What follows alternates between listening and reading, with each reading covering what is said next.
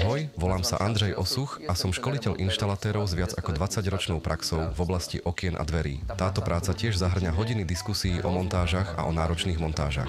Jednou z týchto miestností, ktorá je považovaná za náročný priestor, kde sa vykonávajú náročné montáže, je bez pochyby kúpeľňa. Takže, čo vám dnes chcem predstaviť, je rám Porta Hydro Protect.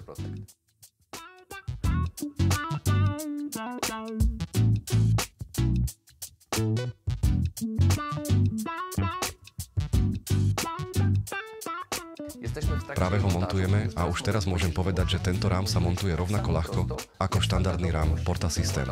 Vlastne je to o niečo ľahšie, pretože máme o jednu činnosť menej. Nemusíme ho silikonovať zo spodu pred montážou.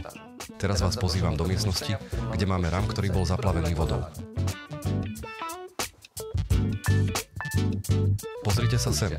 Samozrejme sme na toalete. Mali sme tu testovanie vodovodnej inštalácie a bohužiaľ tento rám bol zaplavený. Máme tu demontovaný jeden prvok, pretože na toto miesto budeme montovať rám Hydro Protect. Ale pozrite sa na to, ako vyzerá rám, ktorý nebol odolný voči vode. Všimnite si, ako veľmi tento rám zvlhol. Ako sa vlhkosť zdvihla až na 10-12 cm. Celý tento rám je opuchnutý, celá fólia tiež. Táto časť je tiež opuchnutá. Celý tento roh je opuchnutý tak vysoko. Všimnite si to. Tento prvok je teraz vhodný už iba na vyhodenie. Na toto miesto samozrejme namontujeme náš nový rám Porta Hydro Protect.